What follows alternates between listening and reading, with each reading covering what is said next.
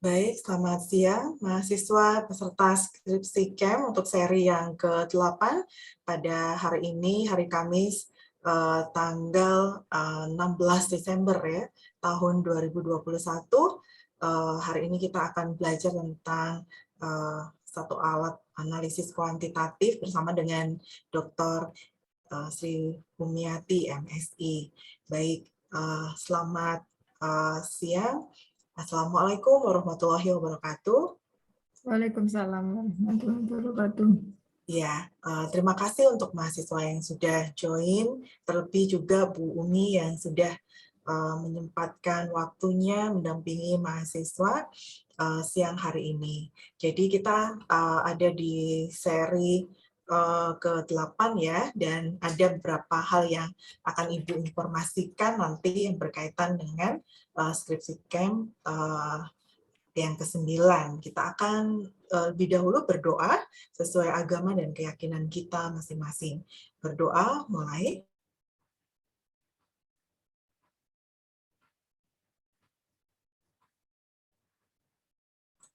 Berdoa selesai. Baik, sepertinya Ibu tidak perlu memperkenalkan diri ya. Nanti Bu Umila yang akan cerita banyak ya.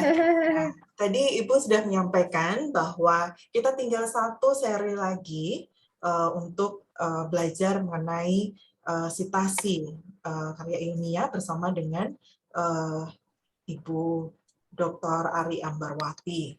Dan semula memang direncanakan hari Jumat besok tanggal 17, dan beliau besok ada acara yang bersamaan sehingga akan dilakukan jadi satu di hari Sabtu jam 9 pagi tanggal 18 Desember 2021.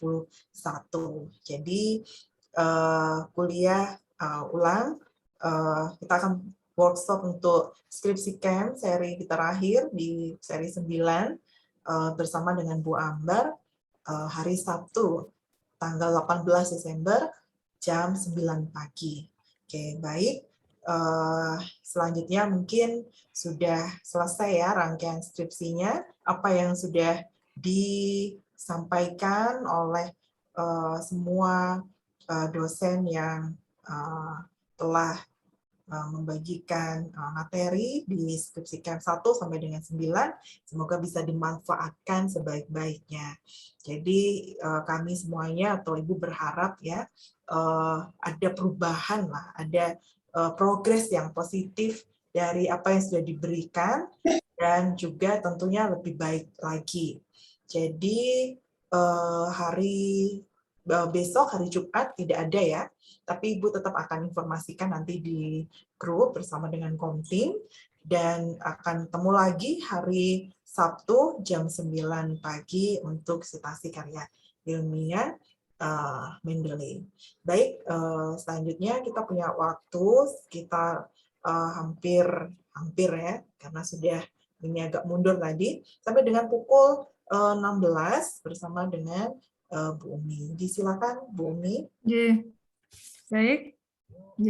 Baik, terima kasih Ibu Desi Arifiani, MSI, sebagai Ketua Lab Administrasi Publik ya, dan anak-anak juga harus berterima kasih ya, karena Administrasi Publik sudah memberikan ini ya, apa namanya, program yang sangat bagus ya untuk anak-anak, yaitu apa, skripsi camp gitu ya, sehingga anak-anak seharusnya tidak ada keluhan lagi terkait dengan penyusunan apa tugas akhirnya. Sebetulnya seperti itu ya kalau memang dicamkan baik-baik gitu ya, Nak ya. Baik, bismillahirrahmanirrahim. Selamat siang, salam sehat untuk semua. Yang terhormat Bu Desi, sekali lagi mohon izin Bu, kalau misalnya Ibu berkenan meninggalkan tidak apa-apa, enggak usah pamit. Kasihan Bu Desi, soalnya nanti sore juga ada kegiatan kuliah. Dan yang saya banggakan ya, mahasiswa peserta skripsi camp ke-8 ya, tetap semangat ya Nak ya. Semoga tidak ngantuk ya, karena siang hari ini udaranya cukup enak ini kalau dibuat tidur ya, sehingga anak-anak Ibu berharap tetap fokus ya, tetap semangat untuk mengikuti materi yang sebetulnya memang untuk mahasiswa administrasi publik itu memang menurut Ibu ya, ini pendapat Ibu saja, itu sepertinya kok kurang kurang apa ya, kurang tertarik ya kalau kita berbicara terkait apa namanya, penelitian kuantitatif, apalagi sampai masuk pada ranah analisa data kuantitatif dengan menggunakan software dan lain sebagainya. Karena setiap ibu bimbingan itu dengan anak-anak itu selalu takut untuk apa namanya, kalau mau mengambil penelitian dengan pendekatan kuantitatif itu takut dengan hitungan dan lain sebagainya gitu ya. Ya, Ibu berharap semoga siang hari ini bisa memberikan pencerahan kalian semua sehingga tidak ada alasan lagi misalnya mau mengambil apa namanya untuk pendekatan di kuantitatif. Sebentar Ibu share dulu. Ya, saya izin live dulu ya. Oh iya, monggo Ibu, Ya, mantun nuwun Bu Desi. selamat Ya. mengikuti skripsi STEM untuk mahasiswa. Selamat sore. Sore.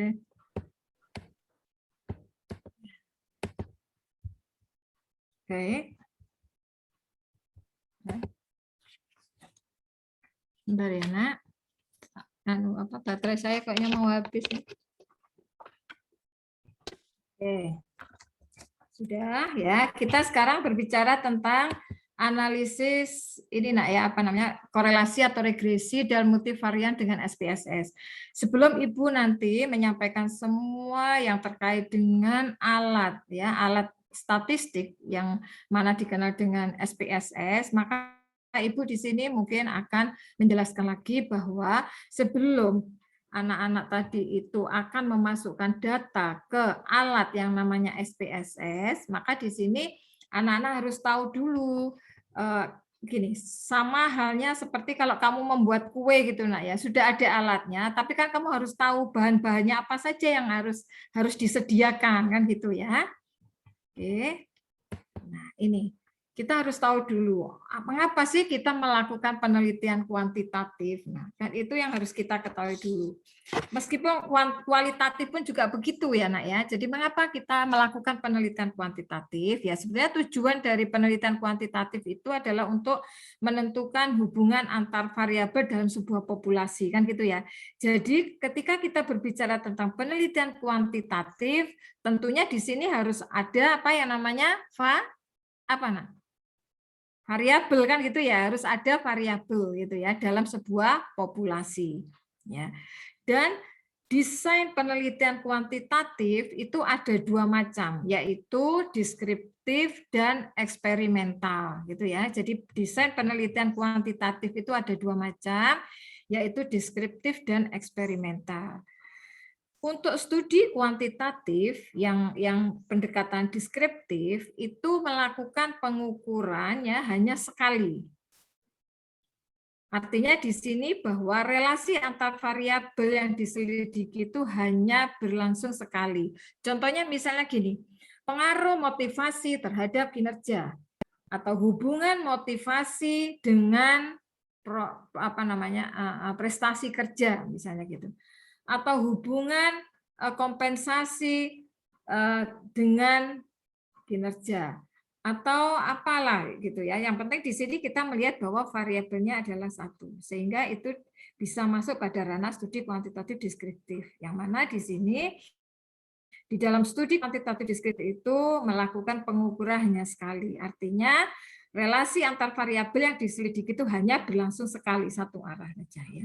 Sedangkan kalau misalnya studi eksperimental, ya eksperimental ini melakukan pengukuran antar variabel pada sebelum dan sesudahnya untuk apa? Untuk melihat hubungan sebab akibat dari fenomena yang diteliti. Contohnya misalnya pengaruh kepemimpinan transformasional dan budaya kerja terhadap kinerja. Biasanya memang kuantitatif itu Y-nya itu kalau enggak kinerja, prestasi kerja, terus kompensasi, terus misalnya turnover ya keluar masuknya pegawai atau karyawan dan sebagainya. Biasanya itu ranahnya ya. Ini adalah mengapa kita melakukan penelitian kuantitatif. Syaratnya di sini adalah harus ada yang namanya variabel ya. Oke, ada yang pertanyaan di sini. Kita kalau misalnya ada yang belum belum paham, langsung kita diskusikan aja ya tiap slide ya. Oke. Terus sekarang kalau misalnya Ibu tanya, terus mengapa kok misalnya kamu juga pengen melakukan penelitian kualitatif? Ini yang di sini pesertanya kan kebanyakan mereka-mereka yang mengikuti penelitian kualitatif ya. Halo? Iya, Raffi juga kan? Iya, Bu. Mengapa, Vi? Mengapa melakukan penelitian kualitatif? Karena di tempat saya itu cenderung menganalisisnya ke arah kualitatif. Jadi penelitian seperti analisis undang-undangnya. Gitu, Bu. Jadi saya belum mendapatkan ide jika saya menempatkan penelitian saya ke arah kuantitatif, gitu, Bu. Ya. Ayo yang lain, Iman, bagus. Yosi, yang lain ayo kita diskusi di sini. Mengapa misalnya Anda ya melakukan penelitian kualitatif? Kenapa? Kalau yang kuantitatif tadi sudah jelas ya bahwa tujuan dari penelitian kuantitatif adalah untuk menentukan hubungan antar variabel dalam sebuah populasi dan lain sebagainya. Tadi sudah Ibu sampaikan. Sekarang kalau misalnya kenapa Anda melakukan penelitian kualitatif? Ayo Iman atau yang lain silakan kita diskusikan di sini. Apa? Lebih kepada apa, Nak? Kalau di dalam metode penelitian kualitatif itu berusaha untuk mengungkapkan apa? Masalah. Saya mengungkapkan, mendeskripsikan atau mengungkapkan sebuah fenomena, Bu. Iya, betul. Jadi kalau misalnya metode penelitian kualitatif itu berusaha untuk mengungkap makna dan apa? Fenomena atau sosiokultural ya, subjek penelitian dari suatu fenomena yang memang tidak bisa dengan mudah yang paling prinsip di dalam kuanti dan kuali itu apa, Nak? Kalau untuk kuanti itu kalau variabelnya harus bisa bisa diukur, ya diukur ya, Nak ya, atau diuji ya. Kalau kualitatif itu bahwa penelitian terhadap sebuah fenomena yang memang tidak bisa dengan mudah untuk diukur dengan menggunakan angka atau numerik. Tapi kalau kuantitatif kan gitu ya, yang kuantitatif itu kan gambarannya ya itu tadi, makanya kamu takut semua karena berhubungan dengan angka dan lain sebagainya kan gitu. Makanya kamu lebih banyak menghindari hal-hal yang berbau SPSS tadi kan gitu ya. Makanya Anda semua di sini untuk administrasi publik itu banyak yang memang masuk pada ranah kualitatif pendekatannya. Karena memang sebetulnya kalau saya pun itu juga lebih tertantang ketika saya meneliti di ranah kualitatif ya. Karena memang bisa mengungkap makna dan pengalaman sosiokultural subjek penelitian itu terhadap suatu fenomena yang memang tidak bisa dengan mudah diukur dengan menggunakan angka dan numerik itu tadi gitu ya. Dan di sini bahwa beberapa fenomena sosial itu memang tidak bisa diungkapkan dengan perhitungan matematik kan gitu. Nah, itu yang menjadi ketertarikan ketika seseorang itu melakukan penelitian kualitatif. Sebagai contoh misalnya ya, sebagai contoh misalnya penelitian yang berusaha mengungkap resiliensi ya, istilahnya resiliensi masyarakat yang tinggal di sekitar Gunung Merapi loh. Ini sekarang kan lagi ini ya, Nak ya, lagi lagi ada musibah ini ya, Gunung Merapi ya, Gunung Semeru ya, Nak ya. Ya, Bu. Yang di Lumajang, iya. Nah itu sebetulnya bagus, tapi karena sekarang masih masih kondisinya kan tidak boleh ini ya didekati gitu ya, Bu, masih siaga-siaga, Bu. Iya betul, masih siaga ya, masih siaga 1 kalau nggak salah ya. Nah sehingga di situ memang bagus sih kalau kita mau mengungkap resiliensi masyarakat yang tinggal di sekitar Gunung Merapi itu. Karena apa? Biasanya ya sebagian masyarakat itu tidak mau diungsikan ya ketika misalnya gunung itu mau meletus dan sebagainya kan gitu ya. Itu yang menjadi problem ya. Karena apa? Karena menurut masyarakat yang ada di sana itu mungkin gunung itu merupakan bagian dari kehidupan keseharian mereka ya. Dan memiliki makna yang mungkin berbeda dengan masyarakat yang lain yang di luar seperti kita, masyarakat perkotaan gitu ya. Sehingga dia harus benar-benar pemerintah atau lembaga-lembaga yang lain tuh harus melakukan pendekatan ketika mau mengajak mereka untuk mengungsi dan sebagainya kan gitu ya. Nah, di sini kalau kita mau riset kualitatif itu memang harus mampu memberikan jawaban mengapa sih mereka misalnya gitu ya, yang terkait dengan tadi masalah masyarakat tadi. Maka kalau di riset kualitatif itu kita harus mampu memberikan jawaban mengapa sih mereka kok menolak diungsikan misalnya gitu. Terus bagaimana sih makna gunung atau bencana kehidupan dan sebagainya bagi mereka kan gitu yang membuat mereka tadi enggan untuk berpindah tempat di radius yang agak jauh misalnya seperti itu. Nah, itu riset kualitatif itu dilakukan untuk mengungkap istilahnya kualitas dari entitas yang diteliti. Itu yang menarik karena kita berangkat dari sebuah fenomena. Tapi kalau kuantitatif kan tidak. Kita membawa teori, kita membawa teori ke suatu tempat ya, suatu ini bisa di perusahaan, bisa tadi kan gitu, kita sudah membawa teori, tapi kalau kualitatif kan enggak, berbeda, kita membawa sebuah fenomena gitu ya. Nah, kita coba sekarang melihat roadmap masalah penelitian. Ini kita sekedar mereview aja ya, bahwa roadmap masalah penelitian itu kan berangkat dari isu gap, ada imperial ini gap, ada research gap dan teori gap ini ya. Yang mana dari keempat jenjang ini tadi untuk digunakan sebagai masalah penelitian ya. Yang mana ini juga nanti ada di mana di bab 1 ya, yang mana adalah latar belakang. Di mana dalam latar belakang itu kita harus bisa mengidentifikasi masalah, pembatasan masalah sehingga menjadi rumusan masalah. Hanya saja kalau kita di FISIP itu kan template-nya itu tidak menjelaskan identifikasi masalah menjadi sub sendiri, tidak, pembatasan masalah tidak menjadi sub sendiri, tetapi di sini sudah dinarasikan di dalam bab 1 yang terkait kalau kamu berangkat dari sebuah isu yaitu nanti bisa menjadi temanya atau judulnya, terus empirical gap-nya masalah problemnya di mana itu harus dijelaskan, permasalahan itu bersumber dari fenomena organisasi dan sebagainya. Nah, ini adanya di data lapangan ya. Ini adalah roadmap masalah penelitian.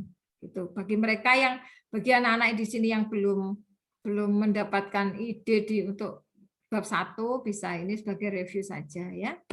Berikutnya di sini adalah benang merah penelitian berangkat dari yang tadi roadmap tadi. Bentar.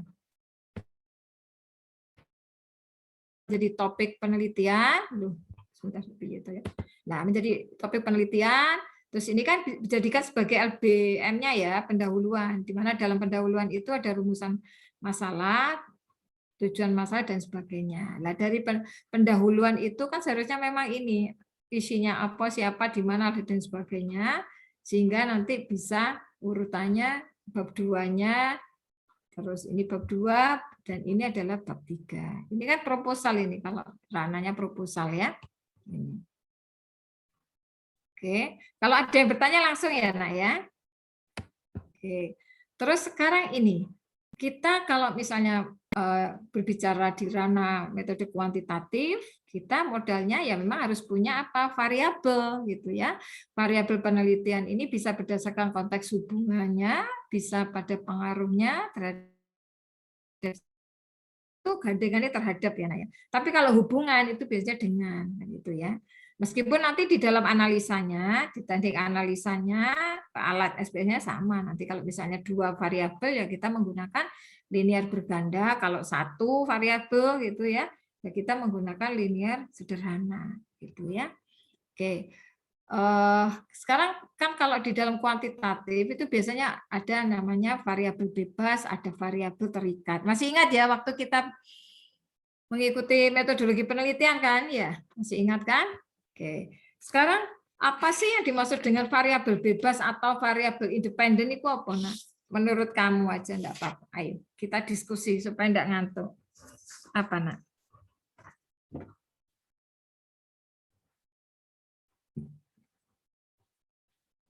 Kita belajar meskipun kamu ngambil kualitatif kan enggak ada salahnya, misalnya kita juga tahu ya yang dimaksud dengan variabel bebas atau independen itu apa sih? Ini di antara 11 orang yang hadir ini semua kualitatif ya? Halo? Saya Bu. Iman apa, Nak? Wali, Bu. Wali kan? Maksudnya yang kuanti siapa ya? Ya, Bu. Saiman apa Saiman? Wali. Saya kuali, Bu. Oke. Kualitatif. Kalau Konita? Konita apa Konita? Halo? Iya, Bu. Konita ambil kuali, Nak? Kuanti ya? Sorry, Kuali, kuali ya? Iya. Yosi kuali. Iya, Bu, saya kuali. Tapi awalnya memang mau ambil Fitri? kuanti, Bu. Terus takut ya? Karena SPS ya? itu enggak ya, bukan takut jadi. ya. Memang fenomena apa namanya problem ya, identifikasi masalahnya ya. Iya, Bu. Terus Berlinda Putri? Safa apa Safa? Halo Safa? Aksani? Halo, ini ikut enggak ini? Safa, Aksani? Alda kuali ya, karena kepemimpinan ya. Brigita ini kuali ya. Brigita ini yang ada di ini ya. Halo, Brigita? Iya, Ibu, saya kuali, Bu. Kuali ya. Terus siapa lagi ini? Raffi sudah. Reza? Reza kuali ya? Halo? Ini anaknya ikut enggak sih? Kok dipanggil enggak dengar itu ya? Oke, kalau gitu ya kita kan ini cuma hanya sekedar ini aja ya, informasi saja ya bahwa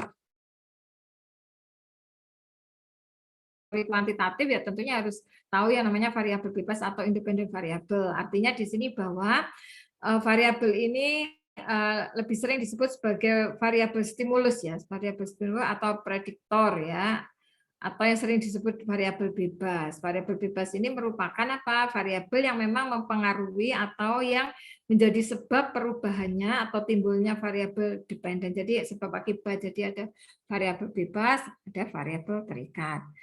Yang disebut dengan variabel terikat itu ini adalah variabel yang merupakan variabel yang dipengaruhi atau yang menjadi akibat karena adanya variabel bebas. Jadi saling ini ya, sebab akibat gitu ya.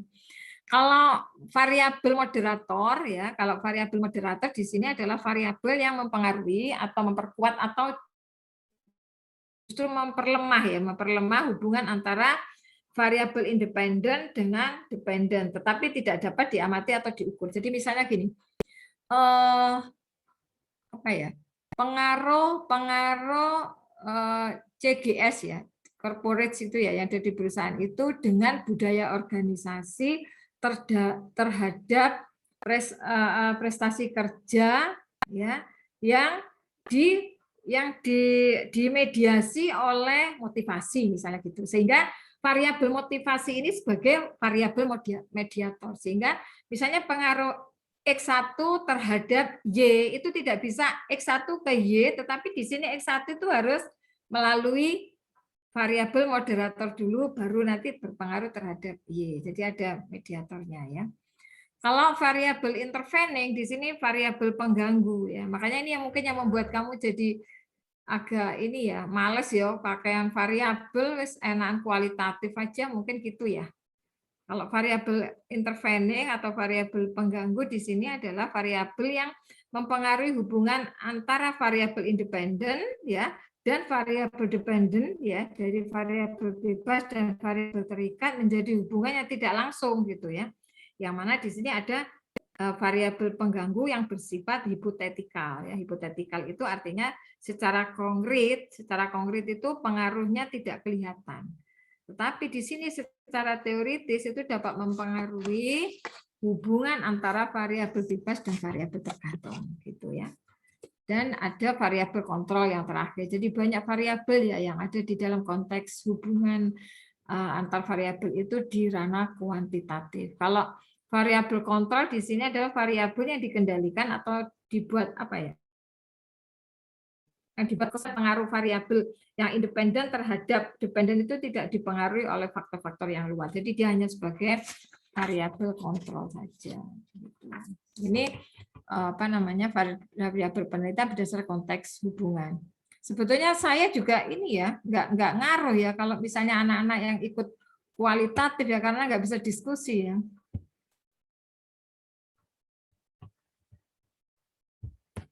Oke.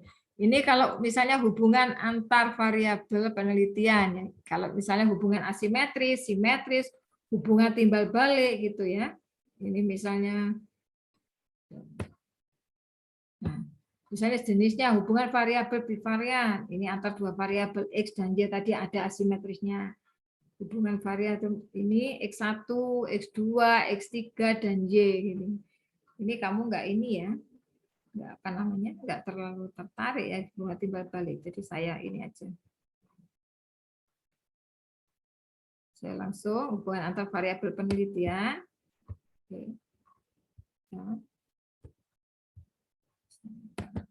Ada ini. Harus banyak ini yang harus di. Kalau memang kamu ini ya, ini. Nah, kalau ini data variabel penelitian berdasarkan skala pengukuran.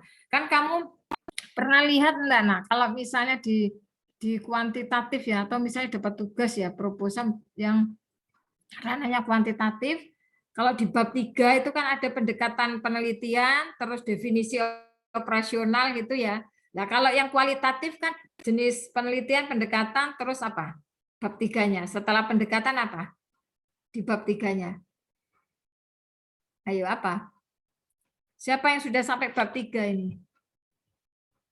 Siapa yang sudah sampai bab 3? Belum ada ya? Saya, Bu. Ayo, setelah bab 3 itu apa aja isinya? Bab 3, maksudnya bab 3 apa aja gitu, Bu? Isinya apa sih bab 3 itu, ayo.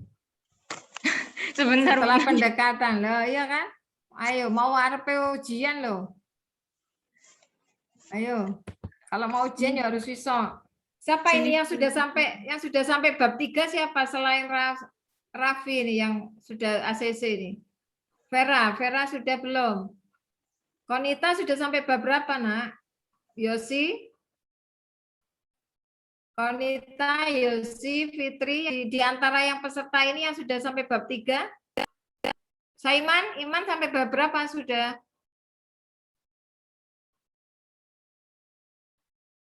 Masih bab 2, Bu. Udah mau masuk bab 3. Oh gitu. Ayo, Man. Bab 3. Intinya begini ya, Nak ya. Kamu harus bab 1, bab 2, bab 3 selesai. Jangan bangga kalau misalnya dosen itu meng-ACC. Oh, enak, gampang dengan Bu Umi itu loh. Gampang, nggak terlalu sulit langsung di-ACC. Jangan gitu. Nanti kamu sulitnya nanti pada saat ujian. Nggak ngerti apa-apa ya dibantai kamu sama pembimbingnya. Gitu, malah nanti bisa-bisa ujian ulang gitu. Makanya harus bab 1, bab 2, bab 3 itu harus minimal dikuasai gitu ya. Karena memang proposal itu menentukan Anda lanjut dan tidak itu kalau kamu menguasai gitu. Enggak yo. Balik mana ujian mana gitu ya. Jadi harus dikuasai misalnya bab 3 itu jadi nanti gini, memang kelemahannya ujian tidak apa namanya kalau online itu masih ini apa namanya memudahkan kamu gitu. Tapi kalau kamu offline ya wis nanti kutu kamu gak iso. Kamu online nggak seiso kita nggak tahu gerakmu seperti apa, nervousmu seperti apa. Tapi offline benar-benar ini kan ya. Ayo coba lihat bab 3 itu apa setelah pendekatan penelitian. Ayo Raffi sambil belajar Raffi besok kalau ujian ben enak Raffi. Sambil latihan. Jadi saya ini nanti akhirnya tidak jadi alat ini. Kamu semua kualitatif itu piye le dijak diskusi yo gak nyaut deh. Ayo apa? Setelah pendekatan apa? Ayo. Kalau di kuantitatif itu kan pendekatan habis jenis pendekatan penelitian kan definisi operasional. Kalau yang di bab 3, kalau di kuali apa ayo? Apa, Vi? Fokus penelitian, Bu. Iya, betul, fokus penelitian. Jadi ketika kamu kalau penelitian kualitatif itu fokus, lek ning kuanti itu definisi operasional gitu ya. Itu yang kamu harus pegang. Nah, template-template itu kamu harus sudah menguasai gitu. Jadi ojo mengandalkan Kak Popong kok ujian proposal bisa buka, nilaimu kurang gitu. Kalau kamu tidak tidak menguasai, sebenarnya kan itu enggak usah dihafal toh, Nak. Template itu kan enggak usah dihafal. Jadi mari bab 3 itu dari pendekatan, fokus kan gitu. Iya kan? Habis fokus apa? Ayo. Setelah fokus, fokus itu hubungannya menjelaskan tentang apa? Fokus itu. Ayo menjelaskan apanya sih fokus itu. Kalau definisi operasional, kalau di kuantitatif, definisi operasional itu kan menjelaskan dari kerangka berpikir. Terus dari kalau misalnya ada hipotesanya ya dari apa? Model hipotesisnya. Atau kalau enggak ya dari definisi variabel. Itu kalau kuantitatif. Kalau kualitatif, fokus itu dari mana? Apa? Kelanjutan dari apa, Nak? Kalau fokus itu melanjutkan dari apa sih fokus itu?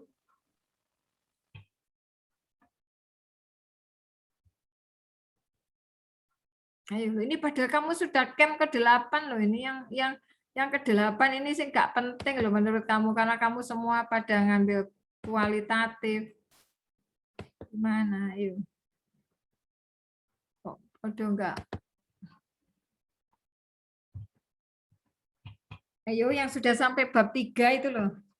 Silakan. Kita diskusi sampai belajar, Nak, enggak apa-apa. Ayo. Apa? Fokus itu jabaran dari mana sih? Fokus itu. Kalau definisi operasional yang di kuanti kan mengambilnya dari kerangka berpikirnya, terus definisi variabel atau dari model hipotesisnya. Kalau kuali dari mana? Dari Mungkin kerangka lebih konsepnya, Bu. Iya, apa? Apa, Nak? Kerangka Dari apa? konsep. Dari kerangka konsep, terus yang diambil apanya, Nak, dari kerangka konsep itu? Diambil apanya, ayo. Variabel teori, Bu. Iya, dari jangan bilang variabel ya, Nak ya. Kalau variabel kita di kuanti ya, Nak. Jadi dari indikator yang ada di dalam teori yang digunakan visuanalisisnya dari teori apa kan itu ya. Baru itu ditarik ini apa definisi konsep dulu kan gitu ya. Dari definisi konsep baru kita jabarkan ke fokus. Yang mana fokus itu harus bisa di apa namanya? Bahasanya sama sebetulnya dengan kuantitatif. Bisa diukur. Artinya di sini bedanya kalau di kuantitatif diukur nanti dengan menggunakan angka-angka kan gitu ya. Tetapi kalau di kualitatif ya diukur berdasarkan dari apa? Membreakdown apa? Dari subindikatornya kan gitu ya. Contohnya misalnya Raffi teorinya apa, Vi? Apa, Vi? Kemarin kamu teorinya? Saya pakai teorinya Boyd Cohen, Bu. Ya, Boyd Cohen terkait apa? Tentang apa? Tentang analisis smart governance. Nah, smart government kan. Iya, Bu. Itu ada berapa indikator? Ada 3 indikator. Nah, dari 3 indikator itu, misalnya salah satu indikatornya, itu kan akan di breakdown lagi untuk jadi kalau di kualitatif menjadi apa? Pedoman wawancara kan gitu ya. Yang akan ditanyakan kepada informannya gitu. Tetapi kalau di kuantitatif, ya akhirnya saya harus ini Nak ya, apa namanya menjelaskan saya menjelaskan kuanti, mau kamu nggak ada yang ngambil kuanti. Nah, nanti dari apa namanya pedoman wawancara itu kalau yang di kualitatif kan itu breakdown dari fokus tadi. Tapi kalau kuantitatif ya, kalau kuantitatif itu membreakdownnya ya dari variabel. Ini contohnya, ini saya contohkan aja supaya lah ini masuknya saya biar enak. Sebentar ya. Sebentar. Nah, ini kalau ini tadi variabel ya, variabel itu konsep yang dapat diukur. Karakteristik atau gejala yang dapat memiliki nilai yang berbeda dan variabel itu berubah-ubah. Ini kalau pengukurannya kan biasanya menggunakan skala Likert kan gitu ya, biasanya kan gitulah. Ini hubungan konsep variabel dimensi indikator dalam regresi linear berganda. Ini kalau dua variabel ya. Ini langsung saya menggunakan contoh regresi linear berganda ya. Jadi kalau misalnya kalau kuantitatif itu yang dilihat adalah ininya, variabelnya ini. Variabel X1-nya transparansi, accountability, responsibility, independensi, dan independensinya ini ya. Nah ini adalah variabel yang ada yang akan diteliti pengaruh terhadap apa? Kinerja, indikator variabelnya ini. Sehingga dari 5 variabel ini bisa masuk di dalam analisa regresi linear berganda karena lebih dari 1. Tapi kalau kita berbicara tentang kualitatif ya, kalau kualitatif kan ada ya. Jadi kan misalnya analisis penerapan aplikasi e-master misalnya di mana misalnya terhadap kinerja atau apa misalnya contohnya, atau analisis penilaian kinerja di badan atau di dinas titik atau analisis penilaian kinerja pegawai negeri sipil seperti yang tadi Sapa Yurinda kalau nggak salah ya, analisis penilaian kinerja PNS dinas pertanian apa tadi saya lupa, pertanian dan ketahanan pangan apa tadi ya, dinas opo di bagian Basunda, itu kan jelas kualitatif ya, sehingga di sini hanya melihat satu.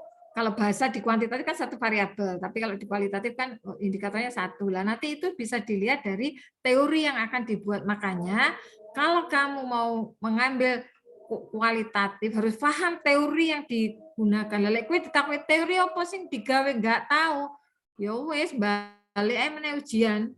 Kalau saya nanti nguji ada ditakoki teori apa nggak bisa, ya wis langsung tak suruh ujian ulang. Lek kalau saya diskusi dengan Pak Husni gitu, karena itu basicnya, jadi harus tahu teori apa yang digunakan itu basic. Lek gak ngerti papo ae teori gak ngerti masalah opo sing di mau diekspor itu apa gak ngerti lah, terus nulisnya itu nganggo opo wingi kan gitu. Nah iya kan sayang nanti kamu sudah sia-sia menulis lebih dari 6 bulan tapi tidak paham gitu ya, sayang gitu.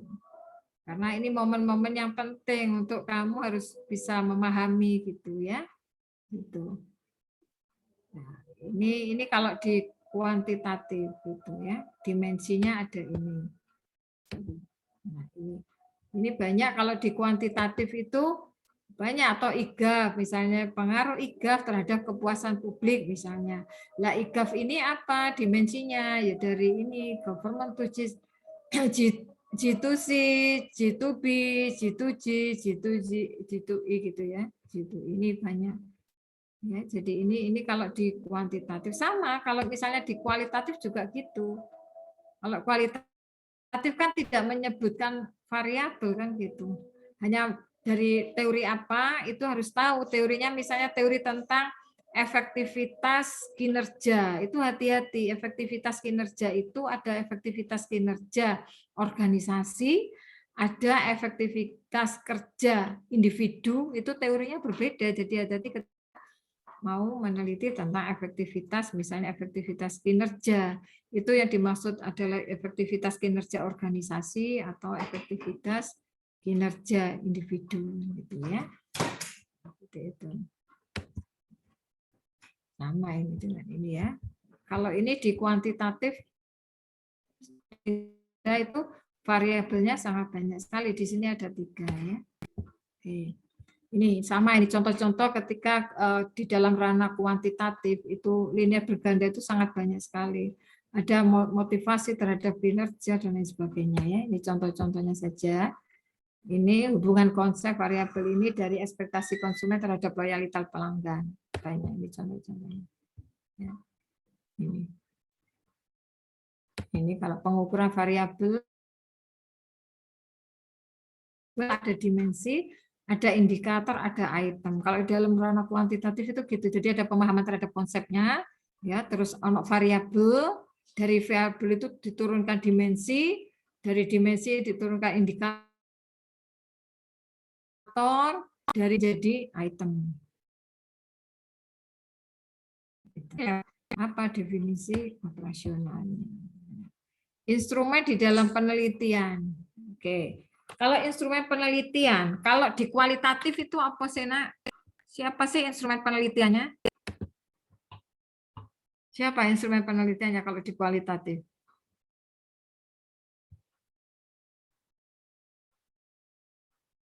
Halo?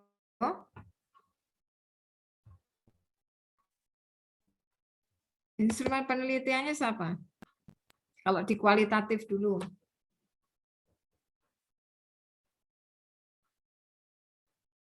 Ayo, kok nggak ada yang bersuara ini? Reza? Reza yang mana Reza ini?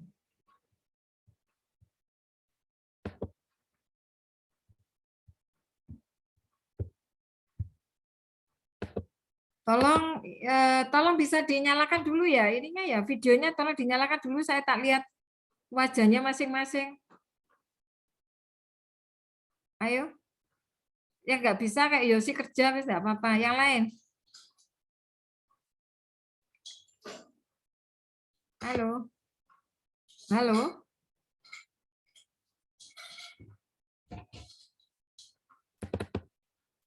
Halo, ini kalau nggak ada yang ngomong saya tak anu aja yo. Gimana ini? Iya, Bu. Kok lah percuma saya ngomong sendiri kayak ngomong ambek hantu wae rek. Ada 8 mahasiswa, Bu. Iya, ayo. Tadi ada 15 ya, tak fotonya nanti saya sampaikan ke Kaprodinya ya. Ayo silakan. Kalau instrumen penelitiannya siapa, Nak?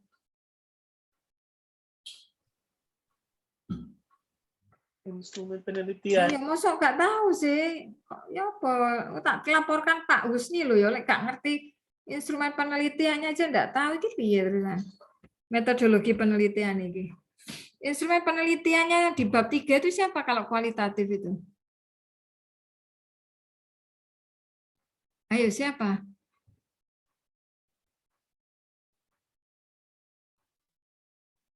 Putus, Bu. Halo? Siapa? Oh, ini Siapa saya nak mohon instrumennya? izin menjawab dari yang saya Iya. tahu aja ya Bu ya. Iya. Instrumen penelitian untuk penelitian kualitatif itu? Kalau penelitian kualitatif, instrumen penelitiannya itu peneliti itu sendiri. Iya, betul, betul gitu. Kalau kuantitatif, alatnya apa, nah, instrumennya? Kalau kuanti, berarti wes apa? Kuesioner. Kuesionernya, gitu loh. Kan jawab ngono loh, ya Allah. Kamu itu sudah mau lulus loh. Kayak mau lulus terus takut jawab terus piye lek golek wawancara nih gone apa namanya? Kerja piye, nah. Ya, jadi itu yang harus diperhatikan. Instrumen penelitian itu kalau kualitatif adalah peneliti itu sendiri.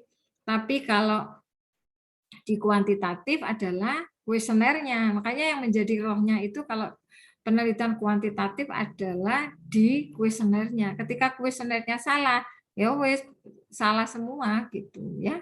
Jadi seperti itu. Oke, jadi di sini apa namanya instrumen ini adalah urutannya menyusun instrumen itu memang harus berangkat dari teori dulu, terus ono konsep, ono variabel, ini kalau kuantitatif ya. Setelah itu apa dimensinya dari variabel, terus indikatornya apa, baru dibuat instrumen. Sebenarnya sama di kualitatif juga gitu kan, kamu misalnya berangkat dari sebuah fenomena, ini ditambahkan fenomenanya, terus fenomena ada empirisnya problem di lapangan, dibawa ke rumah, disusun di bab satunya, yang mana bab satu itu harus ada normatifnya. Kalau misalnya kamu mengambil implementasi ya harus ada rujukannya, roadmap-nya, roadmap teorinya, payung ininya, teorinya apa. Itu ya. Setelah itu baru di dalam normatif itu harus ditambahkan apa? Citasi jurnal, didukung oleh jurnal-jurnal yang memang sudah sebagai pendukung dari penelitian kamu itu tadi. Terus setelah itu baru empirisnya apa, itu dimasukkan di bab 1. Nah, setelah empirisnya, teorinya juga jangan lupa. Baru nanti itu mengidentifikasi masalah. Supaya apa? Dibatasi persoalan itu supaya tidak luas gitu. Nanti menjadi rumusan masalah. Nah, nanti indikatornya itu tadi kamu mencari teorinya tadi, di breakdown lagi menjadi gitu sih. Indikator instrumen penelitian ini siapa? Ya si peneliti itu sendiri. Kalau misalnya instrumen penelitian itu peneliti sendiri, terus sekarang apa Bu? Kalau di kuantitatif kan instrumennya kuesionernya. Nah kalau instrumen penelitiannya di kualitatif itu misalnya peneliti itu sendiri terus membawa apa Bu? Kan gitu pertanyaannya. Ya membawa apa? Pedoman wawancara. Nah pedoman wawancaranya itu mengambil dari mana Bu? Ya dari fokus. Itulah fokusnya tadi harus jeli, harus dijabarkan dengan sistematis ya, harus dijabarkan dengan sistematis supaya apa? Supaya nanti tidak terlewat wawancara apa saja yang supaya bisa menjawab ini tadi, menjawab indikator-indikator tadi yang akan dipertanyakan tadi. Jadi gitu ya. Oke. Terus ini ruang lingkup konsep variabel. Ini sebenarnya bisa, nah, kebijakan publik itu juga bisa dibuat kualitatif, bisa buat kuantitatif. Ketika kamu misalnya mau meneliti tentang kebijakan publik, itu variabelnya kan banyak. Bisa indikatornya lah bahasa. Kalau IGAF, kalau kepemimpinan, kalau birokrasi publik, ada kesejahteraan pegawai, ada good courts government ya, GCG, ada sarana pelayanan, ada kalau kepuasan pegawai itu harus masuknya di pelayanan publik, kalau pengembangan karir pegawai itu bisa di kebijakan, ya mengambil dari kebijakannya, normatifnya, partisipasi publik itu juga bisa mengambil dari kebijakannya kan gitu. Kalau kamu misalnya mengambil ruang lingkup konsep dari pelayanan publik, yaitu bisa kepuasan pegawai, bisa birokrasi, jadi birokrasi itu bisa masuk di ruang kebijakan, bisa masuk di pelayanan publik. Komitmen itu masuk di pelayanan publik. Partisipasi itu bisa di kebijakan publik maupun pelayanan. Sebenarnya ini tuh bisa kamu pakai sebagai tema atau judul kamu loh, Mbak. Atau misalnya kalau kamu masuk pada ranah pelayanan, ya kamu bisa mengambil apa dari partisipasinya, apa komitmennya, atau kualitasnya, atau birokrasinya, kan gitu. Kalau kamu misalnya mau mengambil kebijakan, ya bisa jadi kepemimpinannya, birokrasinya masuk, IGAF itu masuk kebijakan, kesejahteraan pegawai itu juga dari kebijakan, GCG-nya juga masuk kebijakan, sarana pelayanan juga, kan gitu. Kalau misalnya kamu mau mengambil kepuasan publik, ya bisa dari partisipasi, kualitas, budaya, kompetensi pegawai, pendidikan dan pelatihan. Ini ranah SDM itu bisa masuk ke kepuasan publik. Ini petanya ya, atau ruang lingkup konsep, variabel yang ada di kebijakan publik.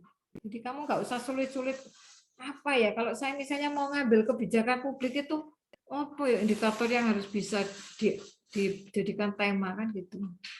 Ini petanya di sini. Jadi kamu lebih mudah. Ya. Berarti kalau kamu mau ngambil kepuasan, partisipasi, birokrasi, inovasi, kompetensi, pendidikan, berarti masuk ke ranah kepuasan. Ya. Dan kebijakan publik, pelayanan publik menjadi kepuasan ini dari satu ruang lingkup ya. Ruang lingkupnya. Gitu, ya. Oke. Ada pertanyaan di sini? Silakan kalau mau ada pertanyaan. Ada? Masih belum ada, Bu. Nah, ini ruang kalau misalnya kamu mau mengambil tentang kinerja SDM. Kalau misalnya kepuasan kerja, berarti kamu harus masuk ini ya, indikatornya itu masuk ke lingkup kerja, promosi, kesejahteraan karyawan, jenjang karir, konflik peran, kompensasi, pengembangan karyawan, komitmen itu masuk di kepuasan kerja. Kalau motivasi, ini bisa di komitmen juga, misalnya hubungan komitmen dan di stres tempat kerja terhadap motivasi kerja atau terhadap kinerja. Karena memang kadang ya bukan mahasiswa ya, kadang peneliti itu mengambil yang simpelnya itu Y-nya itu mesti gak kinerja, prestasi kerja, mesti gitu. Kebanyakan Y-nya tuh ambil hal-hal yang goal-nya itu di kinerja, prestasi kerja gitu ya. Jarang ngambil misalnya terhadap motivasi, terhadap ini jarang. Ini biasanya mesti kinerja. Karena di sini memang kinerja agak banyak ya. Ada komitmen, ada budaya. Jadi komitmen dan budaya ini menjadi ini ya, X1-nya bisa komitmen, X2-nya budaya terhadap atau stres tempat kerja, iklim organisasi terhadap kinerja, atau kompetensi karyawan dengan pendidikan dan pelatihan terhadap kinerja, atau pengembangan SDM gitu ya. Misalnya pengaruh atau hubungan kompetensi karyawan dan pendidikan dengan pengembangan SDM misalnya seperti itu. Atau inovasi karyawan dan kepemimpinan itu bisa menjadi pengaruh atau hubungan terhadap kinerja. Jadi banyak ruang lingkup kinerja SDM. Kalau kamu sudah pegang kuncinya ini, kamu tidak terlalu sulit. Misalnya kalau misalnya mau mengambil di kuantitatif ya sudah, ini apa namanya ruang lingkup dari variabel-variabelnya kan bisa diambil dari sini. Misalnya promosi dan kesejahteraan terhadap kepuasan, lingkungan dengan jenjang terhadap kepuasan, konflik peran dan kompensasi terhadap kepuasan. Jadi Y-nya kepuasan itu punya variabel ini ya, dependennya yang banyak. Kalau ini Y-nya ya berarti arah-arah panah yang mana yang menuju motivasi itu bisa dijadikan sebagai variabel. Tuh ya. Ini ruang lingkupnya. Ya, ini motivasi, ini kinerja karyawan dan kinerja organisasi. Makanya tadi yang Ibu sampaikan, hati-hati ketika misalnya mau meneliti tentang kinerja. Jadi kinerja itu ada kinerja karyawan, ada kinerja organisasi, karena teorinya berbeda ya. Jadi kalau misalnya mau mengambil motivasi karyawan, ini banyak nih, ada human capital, terus ada improvement human resources, ada knowledge management, ada penyesuaian diri, keterlibatan pekerja, knowledge sharing, karyawan ekspatriat, ini terhadap ini. Ini leadership transformasional, ini juga motivasi ya. Kalau untuk kinerja karyawan ini juga banyak, dari penyesuaian diri, knowledge, improvement ini ya, arah-arah yang menuju ke kinerja ini bisa dijadikan sebagai pengaruh atau hubungan. Kinerja karyawan ya, kinerja organisasi juga gitu. Jadi yang bisa dilihat itu dari ini. Oke.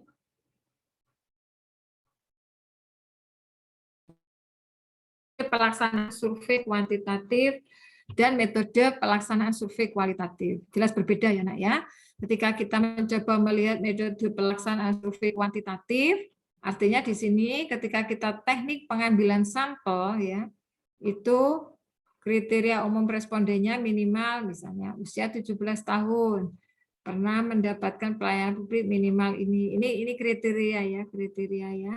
Yang mana pada masing-masing objek survei pengambilan sampel ini akan dilakukan secara proporsional terhadap jenis populasi dan masing-masing unit layanan. Kalau kita mengambil ranah di kuantitatif, berarti bahasa untuk subjek yang akan diteliti itu istilahnya apa? Kalau di kuantitatif, apa? Atau kualitatif aja wes, kamu kan semua ambil kualitatif. Kalau kualitatif apa?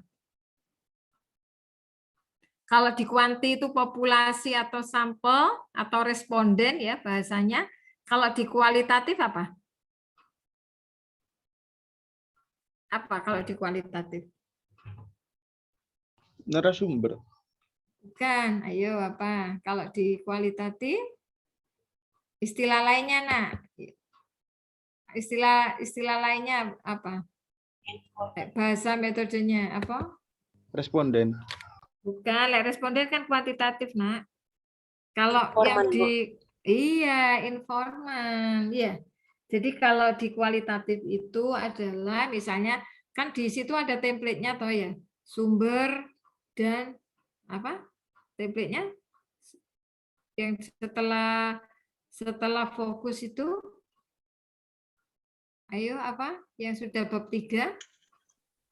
Ayo Subjek dan sumber informasi. Iya, gitu. Kalau sumber saja apa tadi? Metode analisa data, Bu. Bukan. Subjek bukan. dan sumber informasi. Apa reject? Subjek dan sumber Oh, informasi. subjek dan sumber informasi. Kalau subjeknya di sini apa? Itu template-nya sama dengan buku panduan ya, Nak ya? Iya, Bu. Sama dengan buku panduan ya? Buku panduannya FISIP ya, Nak ya? Oke. Berarti kalau sumber informasinya di sini apa? Siapa saja? Kalau sumber informasinya sumber apa, Nak? Kalau di sebenarnya sama ini, kualitatif dan kuantitatif sama. Apa? Dari P dan S apa? P-nya apa? Diambilkan dari sumber data. Sumber data apa? Sumber data P itu berarti sumber data? Sumber data dan lokasi penelitian. Bukan. Kalau sumber data P-nya itu apa singkatannya? Kan ada P, ada S toh. Ayo yang sudah bab 3 itu. Yang sudah bab 3, sudah nyampe bab 3. Gak apa-apa, ini kita diskusi enak loh. Kowe meneh ujian lah wis enak padha ae kembali latihan. Ayo. Apa yang di bab 3? Yang di bab 3? Yang di bab 3 itu sumber itu berarti sumbernya apa? Sumber datanya dari apa? P dan S. P-nya itu apa? Primer dan sekunder. Iya, primer dan sekunder. Iya, kalau primer itu berarti siapa? Kalau primer masuk apa primernya? Termasuk apa primer itu? Wawancara, Bu. Dengan siapa? Hah? Wawancaranya dengan Yang diteliti. Yang ya, diteliti. sopo. Iya, bahasanya siapa kalau di kualitatif. Hati-hati kalau kita berbicara tentang metode ya kita menggunakan bahasa metode ya. Berarti Informan, Bu. informan Interview. itu informan sayangku, informan ya. Jadi informan ya. Jadi gini, kalau misalnya di kuantitatif itu simpelnya itu gini. Kalau populasi itu sudah mewakili nanti respondennya kan gitu. Populasi itu kalau misalnya kamu kebutuhan kamu di dalam penelitian itu bahwa misalnya di Hang Tua gitu ya. Di Hang Tua kamu ngambil di FISIP. FISIP tenaganya ada 35. Berarti kamu di sini meneliti untuk populasi 35 sekaligus sebagai sampelnya. Jadi populasi plus sampel 35 orang itu kamu ambil semua sebagai subjek penelitian kamu. Jadi sebagai apa? Sumber kalau di kualitatif adalah bahasanya informal lah itu. Itu kalau di kuantitatif. Tapi kalau di kualitatif itu jumlah informannya itu minimal berapa? Minimal berapa sih jumlah informannya? Kalau untuk kuantitatif itu sebetulnya 30 ya, seharusnya 30, minimal itu 30 karena untuk uji reliabilitas dan validitas itu 30 gitu. Jadi memang standar minimalnya harus 30. Itu memang untuk ranah kuantitatif. Itu biasanya memang anak-anak males ya. Tapi kualitatif kan lebih mudah. Minimal berapa orang? Minimal, kalau maksimal itu kan tergantung nanti kondisi di lapangan kan gitu ya. Semakin kita ingin mendapatkan jawaban yang paling mendekati kebenaran untuk bisa menjawab perumusan masalah, ya kita bisa, siapapun bisa yang kita trigger gitu menjadi itu. Tapi minimal berapa orang sih kalau di kualitatif?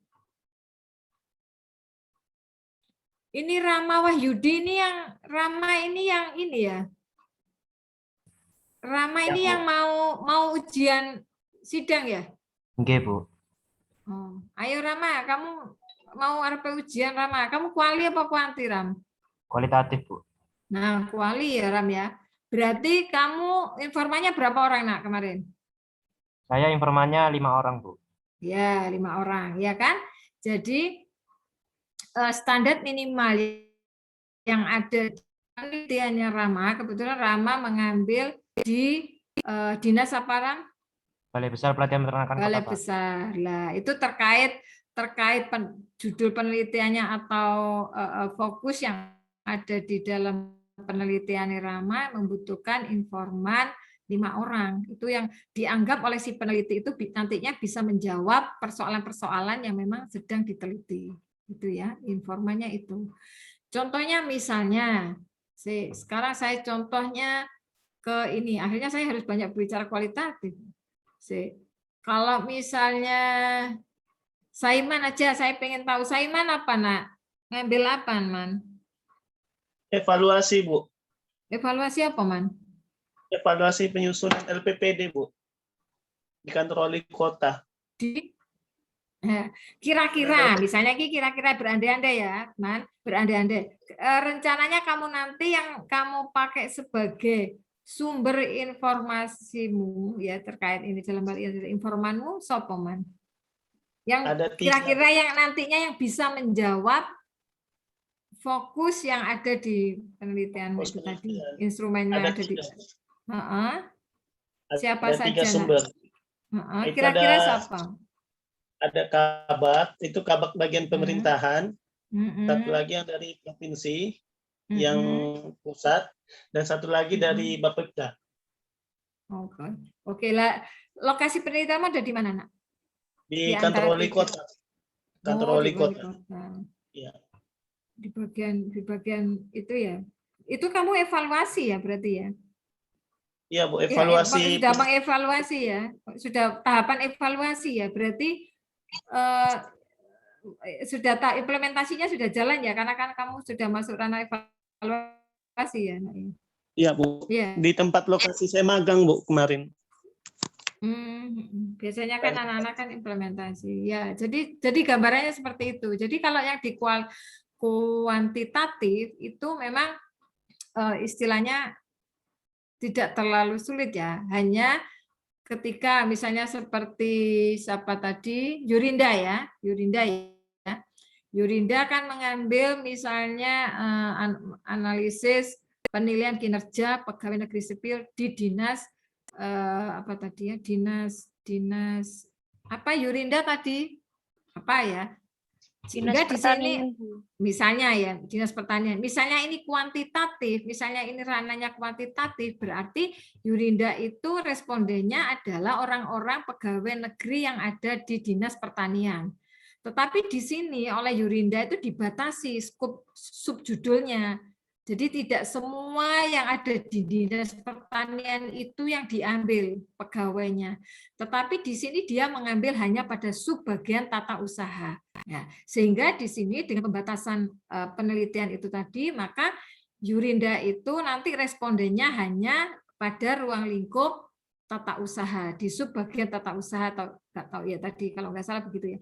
Di mana di dalam di mana di dalam departemen apa namanya tadi bagian tata usaha itu hanya ada 19 orang misalnya seperti itu. Tapi karena ini Yurinda kualitatif ya tidak ada masalah, dari 19 orang itu nanti bisa tidak diambil semua karena informan. Jadi nanti yang diambil oleh Yurinda adalah siapa sih yang menjadi pengawal daripada penilai kinerja tadi. Siapa yang memvalidasi, misalnya bagian SDM, yaitu yang menjadi leadernya di informan itu. Terus setelah itu siapa? Bagian adminnya yang misalnya yang menampung kinerja-kinerja sebelum dinilai oleh atasan. Setelah itu baru mereka yang ada di pegawai itu, tapi tidak semua yang harus diambil. Jadi dipilih saja siapa salah satu dari mereka yang dianggap mampu menjawab pertanyaan-pertanyaan yang ada di dalam pedoman wawancara. Jadi gitu ya bedanya untuk informan yang ada di penelitian kualitatif atau kuantitatif. Ya, seperti itu. Ya.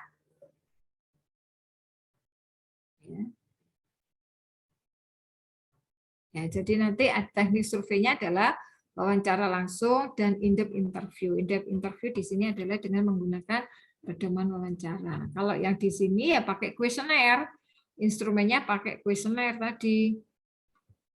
Teknik surveinya ya bisa wawancara langsung atau bisa mentabulasi via Android lah, itu bahasanya ya.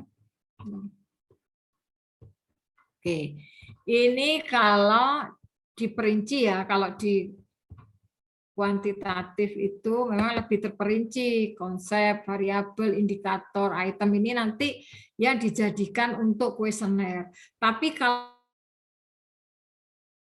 kuantitatif pada saat kamu membuat fokus ya, membuat fokus itu kan seharusnya sudah di breakdown ya. Indikator yang pertama apa, Ram?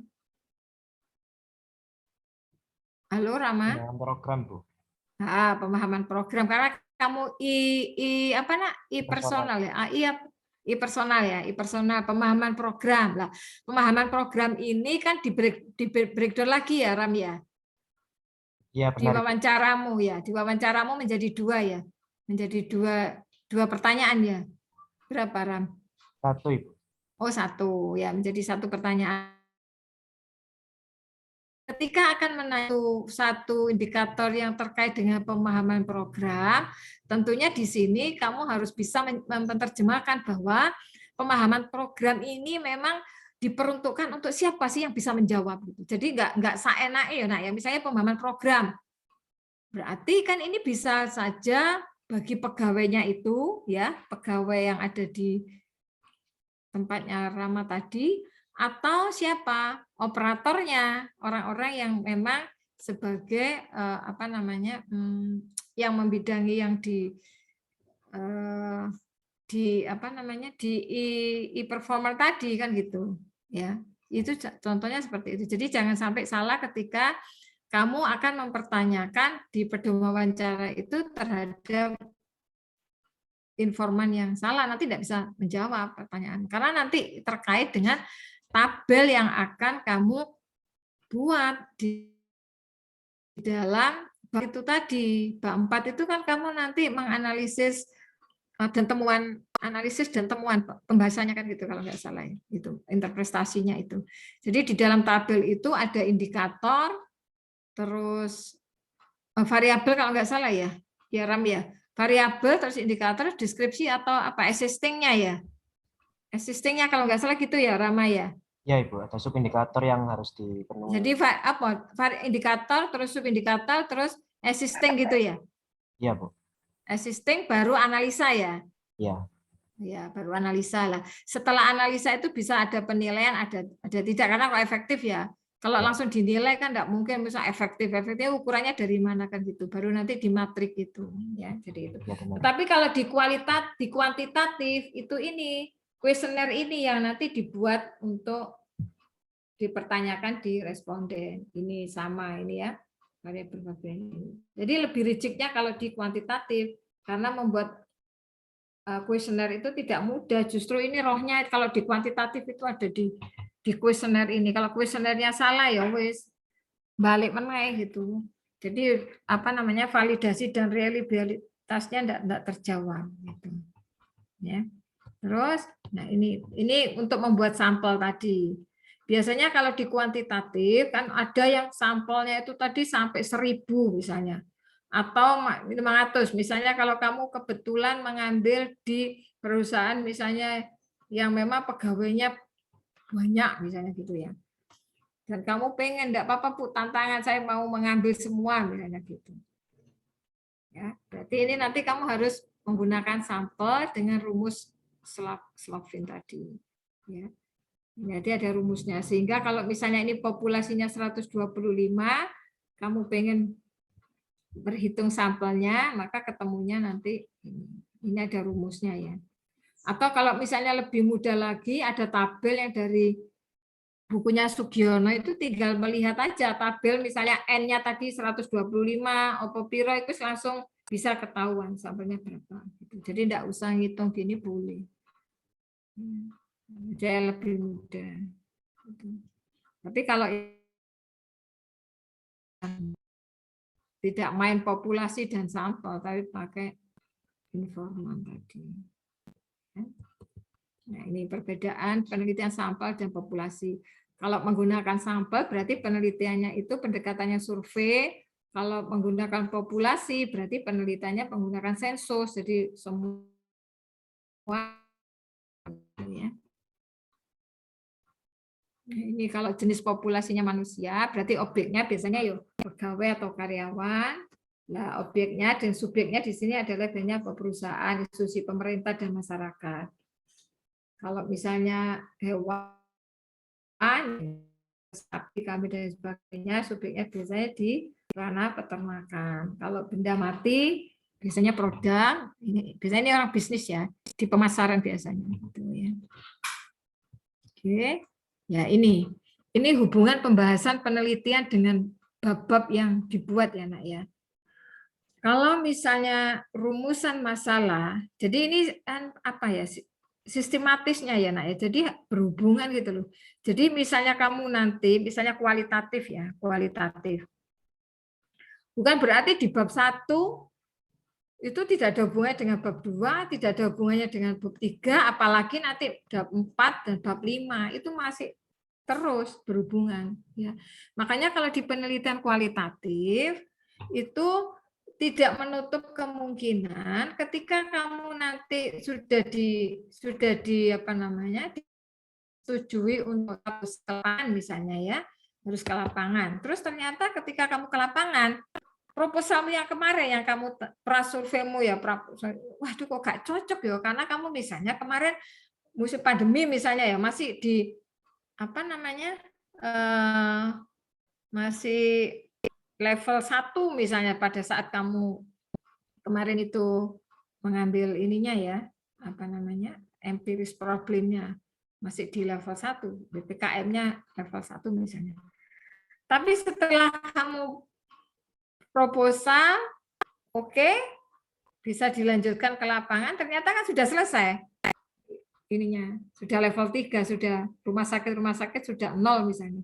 Nah, otomatis kamu bukan berarti nanti kamu ujian ulang, tidak. Kamu tetap bisa melanjutkan, tetapi di sini kamu nantinya pada saat mengambil data di lapangan yang menyesuaikan dengan kondisi yang ada gitu. Dan nanti ketika kamu menganalisa data-data yang ada di lapangan, kamu harus merubah di bab 1 tadi, nah.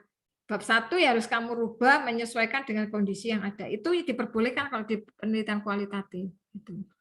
Karena ini fleksibel. Jadi ketika kamu di lapangan tidak sesuai dengan data yang kamu pada saat proposal, boleh dirubah di bab 1-nya, menyesuaikan nantinya kamu akan menginterpretasikan data di bab 4 tadi gitu. Jadi bab 1 harus disempurnakan lagi, menyesuaikan data yang kamu ada di lapangan.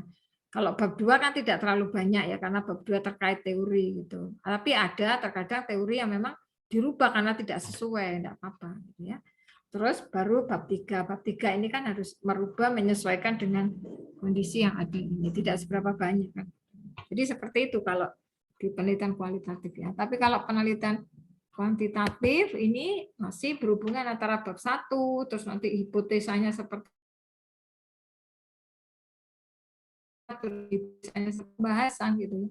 Jadi masing-masing hasil uji hipotesis itu tadi dicocokkan dengan teori yang ada di bab 2. Jadi buka mana bab 2 dan juga apa pada penelitian terdahulu. Sebenarnya sama di kualitatif juga gitu. Bagaimana apa namanya hubungan antara yang kamu teliti tadi setelah di lapangan dengan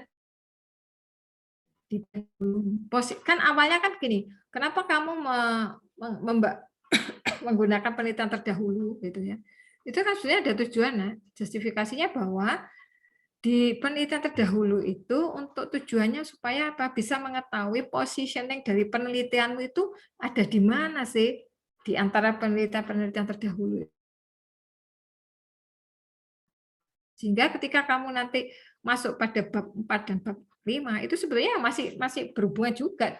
Jangan terus kue gak gelem buka mana di bab 1, bab 2, bab 3 kamu menganggap bahwa lo iki wis wingi wis lolos proposal, ya sudah enggak usah dibuka, enggak usah diotek-otek gitu. Malah salah itu nanti kalau di penelitian kualitatif karena ini masih berhubungan lagi. Cocok enggak ketika kamu membahas di bab 4 itu tadi dengan di bab 1-mu. Kalau misalnya tidak banyak perubahan ya enggak apa-apa ya, oke aja ya. Tapi kalau misalnya kamu ke lapangan ternyata banyak hal yang sudah berubah existing-nya ya. Existing di lapangannya tadi banyak yang berubah, otomatis kamu harus menyesuaikan kondisi yang ada di lapangan ketika kamu mengambil data gitu. Dan nanti sampel yang di awalnya di bab 1 harus disesuaikan ya. Jadi gitu. Nah, kalau di kuantitatif ini ya ini dicocokkan dengan teori yang ada di bab 2. Terus penelitian terdahulu yang ada di bab 2 apakah searah atau mendukung gitu. Mendukung atau sama ataukah memang berlawan atau tidak mendukung.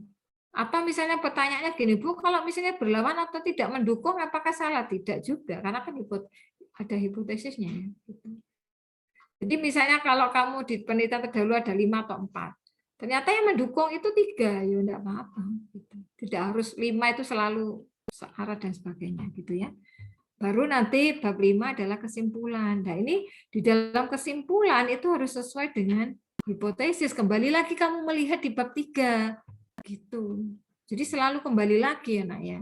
Ketika kamu membahas di uji hipotesisnya cocok teori, kamu harus melihat apa? Kajian di bab teori di penelitian terdahulu bab 2 sesuai enggak dengan variabel yang diteliti. Jadi gitu. Jadi bab 1, bab 2, bab 3 itu masih tetap dibutuhkan ya, baik itu kuantitatif maupun kualitatif. Gitu ya. Ada pertanyaan di sini? Silakan. Masih cukup jelas, Bu. Oke, sudah. Oke, saya lanjut ya. Nah, ini kalau apa namanya kuesioner ya, kuesioner yang dibuat ketika nanti di lapangan kalau kuantitatif. Ini dari mana, Bu? Itu. Ini adalah ya dari indikator-indikator yang teori mana yang dibuat tadi gitu. Contohnya kalau misalnya tadi Rama kan kualitatif, pedoman wawancara. Kalau ini misalnya kalau di kualitatif kayak pedoman wawancara gitu loh. Nah, hanya saja kalau di kuantitatif itu kan ada keterangan cara pengisian, misalnya berilah tanda X setiap pernyataan sesuai dengan kenyataan yang diterima dalam pelayanan atau misalnya gitu ya.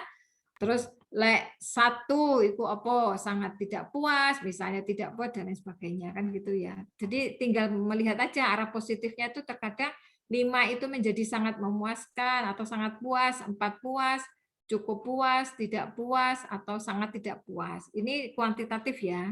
Nah, ini dari mana Bu pernyataan? Pernyataan ini memang ada buku referensinya. Ada terbitan buku referensi terkait indikator-indikator pernyataan untuk kuesioner ada, tapi ada yang tidak. Kalau misalnya kamu meneliti tentang IKM ya, indeks kepuasan masyarakat ya, atau indeks apa namanya survei masyarakat itu biasanya menggunakan regulasinya pemerintah, kebijakan pemerintah itu ya, itu sudah ada. Itu malah sudah lengkap sampai perhitungannya, sampai pada ini apa kuesionernya, kamu tinggal wenak wis karek iku ngeplek ning gone teknik analisa datamu, kamu sebar sudah. Hitungannya sudah ada di apa namanya itu di regulasinya itu yang punya pemerintah itu RAB ya enggak salah apa namanya. Kementerian RAB kalau tidak salah begitu. Jadi ini ada. Ini tadi yang tangible ini karena pelayanan ya, sehingga kan ada tangible, ada empati, ada reliability atau keandalan, ada responsiveness atau ketanggapan atau insurance atau kepastian dan sebagainya. Ini sebenarnya sudah ada ya.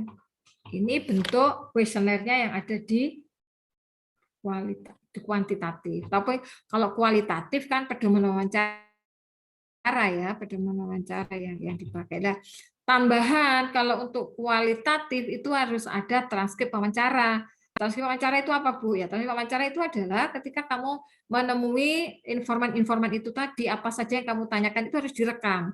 Nanti dari hasil rekaman itu tadi kamu transkripkan. Itu nanti dilampirkan di dalam di bab lampiran ya, kalau nanti sudah skripsi itu ya. Gitu. Jadi ada bukti transkrip wawancaramu dengan informan-informan yang kamu temui sebagai narasumbermu tadi, gitu ya. Oke, nah ini sekarang masuk pada uji asumsi klasiknya. Dan ini ketika kita berdiskusi tentang ini seharusnya memang harus ada ini, nah apa namanya? Yang saya tanyakan ke Saiman tadi itu softwarenya gitu. Karena kalau nggak ada softwarenya ya percuma, nggak bisa kita kita operasionalkan, nggak bisa gitu, karena memang harus ada gitu. Ya. Jadi untuk membuat kuesioner, ya, contohnya ini kalau untuk membuat pedoman wawancara itu kan sebetulnya lebih mudah ya daripada membuat kuesioner, lebih mudah membuat pedoman wawancara atau in-depth interview. Kenapa Bu kok gitu ya? Karena untuk membuat pedoman wawancara itu kita mengambil dari mana? Pedoman wawancara tadi diambil dari apa? Pembreakdown dari mana? Kalau pedoman wawancara diambil dari mana? Fokus, Bu. Iya, fokus. Contohnya misalnya fokusnya punya, coba Rama masih ada enggak Rama? Iya, Bu. Karena kamu yang no. Ram, tolong pedoman wawancaramu ada berapa Ram?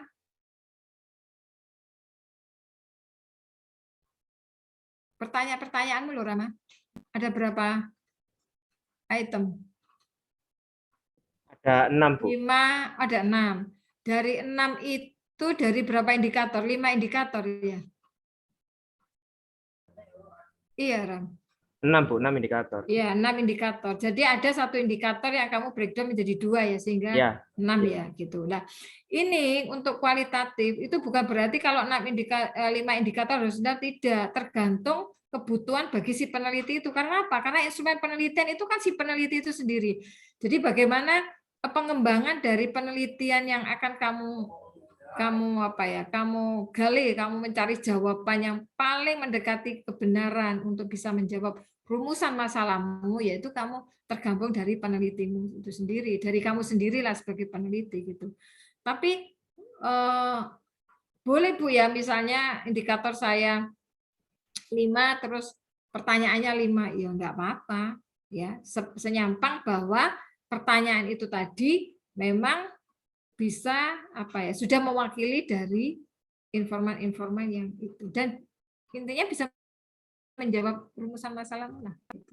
Ya, jadi seperti itu ya. Kalau di kuantitatif untuk membuat kuesioner itu memang ada tahapan-tahapannya, tidak mudah ya Nak ya, karena dalam melakukan penelitian itu yang harus diperhatikan adalah apa sih gitu. Dalam melakukan penelitian itu hal yang harus diperhatikan adalah objeknya ya. Objeknya itu apa saja sih yang ingin diteliti, kan langkahnya itu. Terus umumnya objek yang diteliti itu berkaitan dengan apa misalnya dengan kesehatan, biasanya dengan pelayanan, atau dengan apa, kinerja, atau dengan apa misalnya. Ya. Misalnya kalau dengan kesehatan misalnya ya, berkaitan dengan kesehatan adalah siapa? Ya, tentunya di sini apa? Seseorang kan gitu ya, tempat ya, waktu yang berkaitan dengan apa, perilaku. Misalnya kalau kamu mengambil pelayanan kesehatan, misalnya seperti itu. Ya, tentukan tujuan, gitu. Tentukan tujuan penelitian itu. Ya. Ketika kita sudah menentukan tujuannya, halnya untuk apa sih? Menggambarkan keadaan lah. Kalau kita sudah tahu tujuan itu bisa menggali adanya hubungan tadi. Sebab akibat itu tadi, ya ini kalau misalnya di kuantitatif gitu ya. Terus kamu tidak kalah pentingnya juga bahwa kamu harus tentukan jenis penelitiannya tadi apa. Jenis penelitiannya itu berbentuk deskriptif ya atau uraian, atau menganalisa hubungan, misalnya menganalisa hubungan satu variabel dengan variabel yang lain misalnya itu. Karena ini juga semua itu akan menentukan teoritisnya gitu. Jadi kerangka teoritisnya itu nanti berhubungan dengan kerangka teorisnya ya, atau kerangka penelitiannya atau framework lah, framework of theory and practice-nya gitu ya. Nah, maka dari kerangka ini ya akan ditransformasikan ke dalam alatnya, bentuk alat pengumpulan datanya gitu. Sama enggak sih pengumpulan data kuanti mbek kuali itu sama enggak? Sama enggak alat pengumpulan data kuali dan kuanti itu?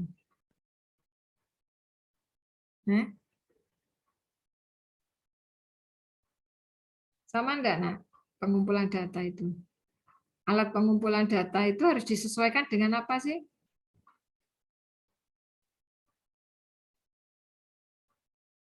Halo? Coba pengumpulan data biasanya umumnya itu kalau di kualitatif itu apa? Apa saja?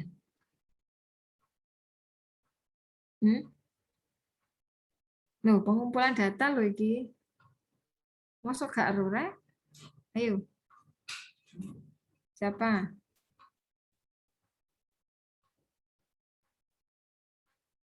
Ayo.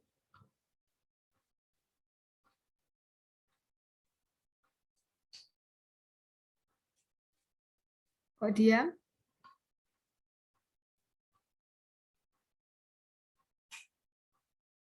Lupa ya? Pengumpulan data itu apa sih? Ayo, pengumpulan data.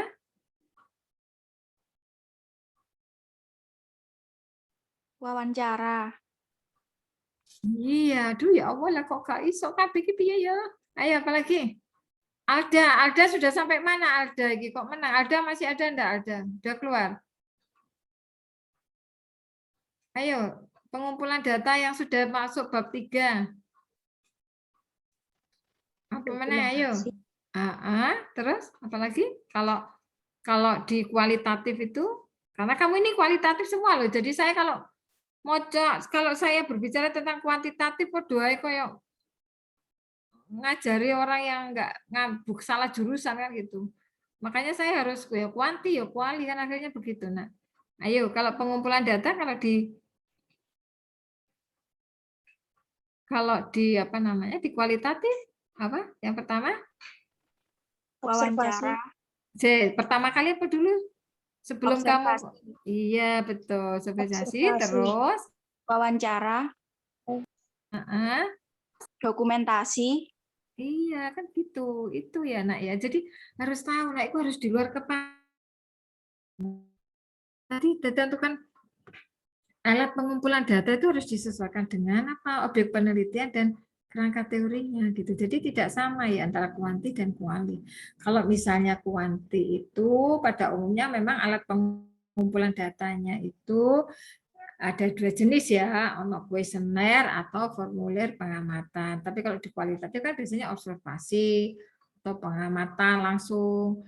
Terus mari ngono apa wawancara kan gitu. Terus apa dokumentasi. Dokumentasi biasanya kalau prosurvei kan mutu sebagai apa? Pendukung data untuk di bab 1-nya kan gitu ya.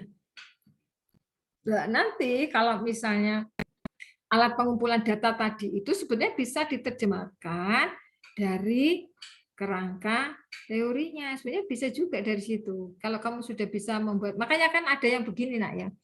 Ketika bimbingan ya, ini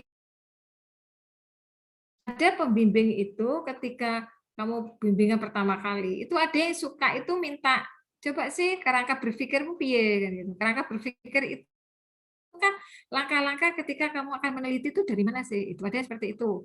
Terus ada yang dosen itu minta kerangka konsepmu piye gitu. Ada yang seperti itu. Karena apa? Sebetulnya itu memudahkan kamu nantinya. Kalau kamu sudah punya gambaran kerangka berpikir dan kerangka konsep itu, kalau kerangka berpikir itu kan langkah-langkah kamu akan meneliti. Misalnya kamu meneliti tentang kemiskinan, misalnya kan kamu apa berangkat dari mana dulu, terus ini memetakan gitu.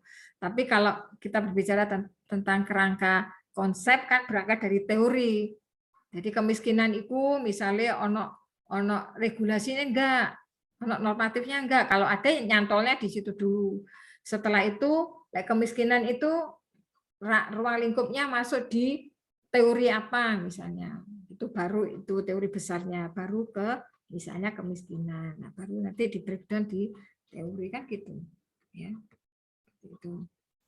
Nah, pengambilan data itu bisa dilakukan dengan cara apa? Kalau di kuantitatif ya misalnya mengirim apa? Kuesioner, wawancara atau pengamatan langsung ya oleh pengamat yang ditugaskan oleh peneliti. Karena apa? Ini kuantitatif, tapi kalau kualitatif kan kamu sendiri sebagai instrumennya. Sehingga ya kamu sendiri yang terjun ke lapangan kan gitu ya. Nah, ini perbedaannya kalau misalnya di kuantitatif itu yang agak bukan ribet ya, emang harus diteliti atau difokuskan itu adalah nanti kita harus menentukan jenis data yang akan dikumpulkan itu tadi. Karena nanti diukur. Kalau misalnya tadi kuesionernya sudah disebar, terus kan dikembalikan ya nak ya. Jadi dikembalikan itu tadi kan nanti akan disusun dalam tabel-tabel Excel ya nak ya, sebelum masuk nanti ke alat SPSS-nya tadi. Nah itu kan nanti dimasukkan di Excel. Satu misalnya Sopo Vera pertanyaan iki menjawab iki apa. Terus misalnya Yurinda apa, Fitri apa, Preta apa, Intan apa, Aksani apa, Alda apa, Brigita apa, Rama apa, Saiman apa misalnya. Nah nanti itu dikumpulkan dalam jumlahnya gitu ya. Nah nanti dari situ maka ketika sudah dikumpulkan, nah nanti kita harus kalau di kuantitatif ya ini harus dikelompokkan data. Ya, pengelompokan data itu tadi dengan perhitungan jumlah data tadi yang sudah terkumpul. Ketika respondennya tadi 30 ya harus masuk 30 jawaban-jawaban tadi itu kan 30 orang kan gitu. Ya. Dan nanti itu kalau di kuantitatif itu sampai pada tentukan cara mengambil datanya itu seperti apa gitu ya. Kalau di kuali kan tidak. Kuali kan kita langsung interview terdapat informan-informan yang berkepentingan dengan peneliti itu ya sudah kan gitu. Makanya nanti yang kualitatif ketika sudah ke lapangan jangan lupa nak ya direkam ya, direkod ya kalau ketika kamu wawancara dengan siapa yang kamu anggap sebagai informan itu kamu rekam supaya nanti ketika kamu nanti mau menulis, menarasikan, mengkonsepkan itu simpan mau mbok rekod mau setelan, disetel ya gitu supaya nanti kalau lupa disetel lagi gitu. Kalau enggak jelas kamu lupa kalau dengan nulis-nulis gitu ya. Itu. Supaya kamu ketika kamu bisa setel lagi gitu ya. Jadi itu kalau untuk apa namanya menganalisa datanya di kuantitatif daripada di kualitatif. Kalau di kualitatif kan ketika sudah semua masuk di informa wawancara ketika variabel 1 ini kamu mewawancarai informa 1, informa 2, informa 3 gitu ya. Terus kamu menyimpulkan sebagai peneliti. Oke, kan. Dari tabelkan itu kamu dari variabel apa, indikatornya apa, existing-nya di lapangan seperti apa, terus kamu olah dengan wawancaramu tadi di lapangan tadi, baru kamu analisa. Nah, ketika kamu menganalisa itu, kamu jangan lepas, kamu harus merujuk lagi kepada variabel definisi konsepmu tadi. Itu untuk menganalisanya itu seperti itu. Terkadang anak-anak enggak antara existing empiris di lapangan dengan analisanya tuh sama kalau beda nih gitu. Sama, bahasanya sama yang antara di existingnya sama di analisanya sama. Itu yang ya nggak bisa. Itu kebanyakan di situ anak-anak yang kualitatif itu ketika mentabulasikan hasil di lapangan. Kelemahannya di situ. Kebanyakan di situ ya. Itu adalah untuk kalau kuantitatif kita responden memang pengukuran responden. Karena nanti kalau di kuantitatif itu masih banyak alat pengukurannya itu. Ono kuesioner, ono observasi, ono interview dan lain sebagainya dan itu nanti baru diuji reliabilitas sama validitas. Kalau tadi sudah kuesionernya sudah di-Excel-kan, baru nanti dimasukkan ke ini. Sebetulnya memang mudah sih, karena kan sekarang sudah ada Mbak ini ya, YouTube itu ada anak-anak bisnis itu terutama, ada sebagian yang dari publik itu dulu kalau nggak salah Lisa itu bagus, itu 2 kuantitatif bagus. Terus Adisti itu juga bagus. Terus kalau nggak salah angkatannya itu ada 4 atau 5 orang yang ambil kuantitatif. Itu kita ekspektasi banget itu karena kita nggak mengira bahwa anak publik itu biasanya kan paling menghindari kuantitatif ya. Biasanya kalau dia mengambil kuantitatif itu ranahnya hanya statistik inferensial. Jadi hanya menggunakan tabel, terus persentase gitu. Nggak berani sampai masuk ke perhitungan statistik, validitas, reliabilitas, alpha Kronberg dan lain sebagainya, korelasi dan sebagainya gitu. Biasanya menghindari itu. Tetapi ini kebetulan waktu itu pembimbingnya memang Prof. Mohir dengan saya, sehingga memang Prof. Mohir yang mengarahkan untuk agak meminta Lisa sama Adisti atau siapa itu. Malah dia lebih bagus daripada anak bisnis malah. Memang keunggulannya anak publik itu sebetulnya kalau dibimbing benar itu dia lebih cepat pinter gitu loh. Jadi kita tuh semua sampai ekspektasi kita tuh di atas itu ternyata bagus ya. Jurnalnya juga punya Lisa tuh malah bisa bagus masuk di jurnal itu. Terus ada 2 lagi yang bimbingannya Bu Yuni sama Prof Mohir juga, itu 2 orang itu saya lupa siapa itu. Ada 5 orang itu yang kuantitatif, ternyata bagus malah daripada bisnis yang selama ini memang ranahnya di kuantitatif gitu. Cuma memang anak-anak publik kan enggak mau nyemplung gitu ya, enggak mau nyemplung untuk itu. Jadi dia milih aman aja kualitatif aja, dan anak publik kan memang kuatnya di konsep ya, di konsep itu. Jadi menarasikan konsep-konsep itu kan memang unggul gitu ya. Menurut saya agak memang lebih gitu, sehingga enggak apa-apa, enggak terlalu sulit ketika mengambil di kualitatif ya. Nah, ini uji klasik regresi ya. Nah, ini biasanya kita memang melihat dari ininya dulu, regresinya. Kalau regresi berganda ya memang X-nya ini dulu. Untuk uji F sama uji T-nya itu tadi. Ya, untuk mengukur di hipotesanya itu tadi. Ya. Itu. Jadi diuji nanti dimasukkan ke ini. Jadi untuk keabsahan data, jadi kalau misalnya di kualitatif pun itu ada ya uji keabsahan data sebelum masuk ke teknik analisa data ya. Ya, jadi sebelum masuk ke teknik analisa data itu ada uji analisa data, uji keabsahan data. Di dalam uji keabsahan data itu di kualitatif pun ada.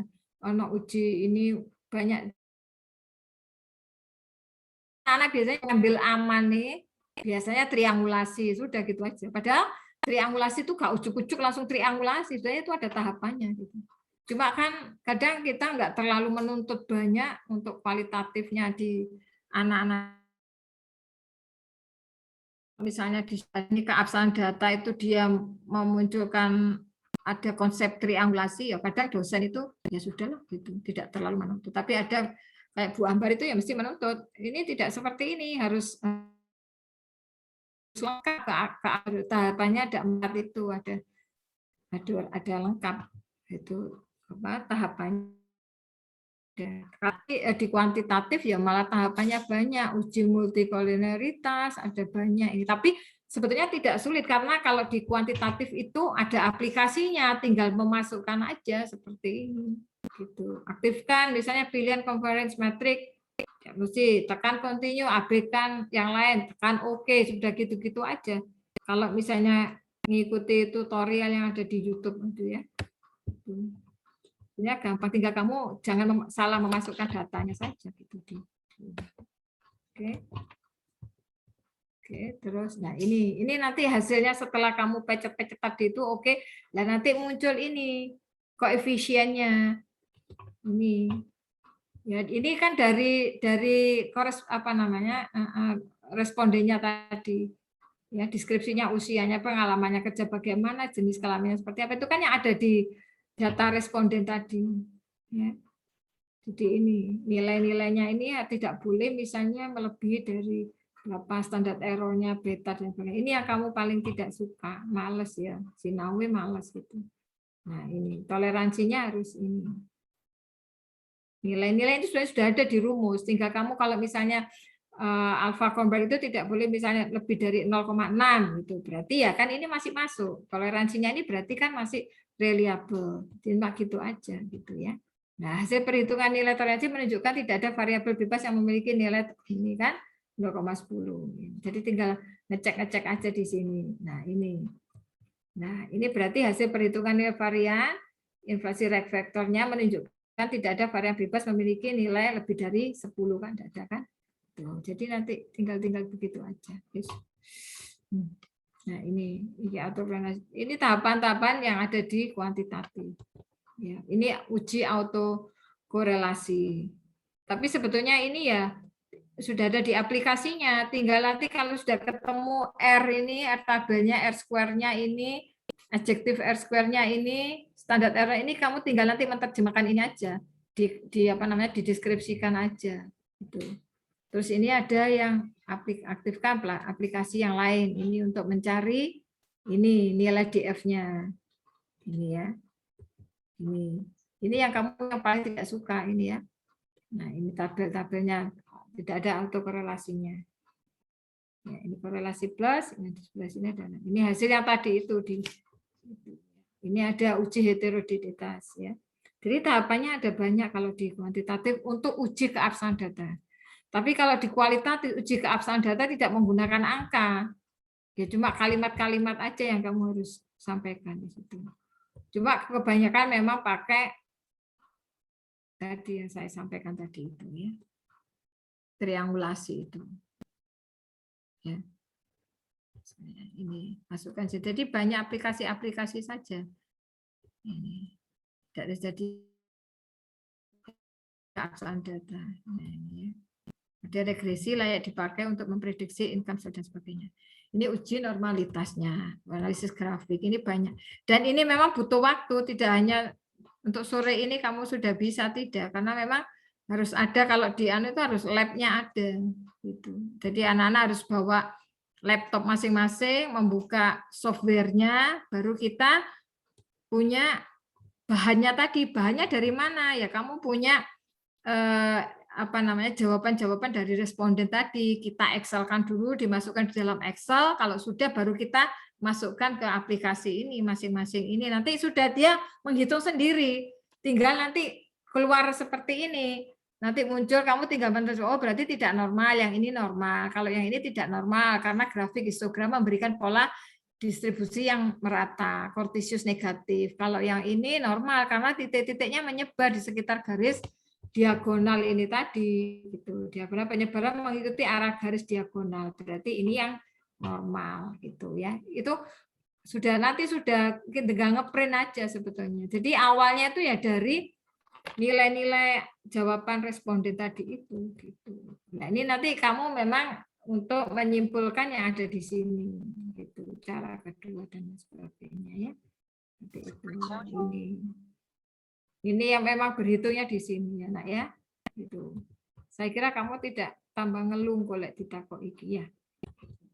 Bu Umi, waktunya udah mau 2 menit lagi. Iya. Oke, sudah tahu saya. Makanya ini tidak saya lanjutkan. Oke. Sudah ya. Ada pertanyaan di situ, silakan. Kalau enggak ada ya enggak apa-apa. Ditutup. Senang aku. Iki apa nak? Berikut lampiran A. Sudah absensi semua? Halo? Sudah absen semua? Sudah, Bu. Sudah semua ya. Oke. Ada pertanyaan enggak? Sudah cukup jelas, Bu. Oke, baik. Kalau tidak ada, saya akhiri ya. Nanti saya laporkan ke Prolnya bahwa ya memang kita tahu bahwa anak publik itu tidak banyak yang mengambil di ranah kuantitatif itu ya, di ranah kualitatif. Tapi ini tadi sudah direkod kok sama Bu Desi sehingga tahu ya. Baik. Kalau tidak ada pertanyaan, saya akhiri dulu. Tolong bisa dinyalakan sebentar nak. Kita bisa, Bu. Foto dulu untuk laporan. Alda, Yurinda, yang lain bisa enggak?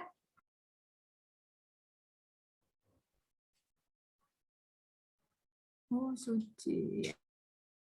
Iya. Fitri, oh iya, Brigita. Ini Brigita ini masih di sana ya? Masih di mana itu, di Batam ya? Oh, Tanjung iya. Oke, cuma ini 1, 2, 3, 4, 5, 6. 5. Sudah 6 ini aja ya. Saya ambil ya.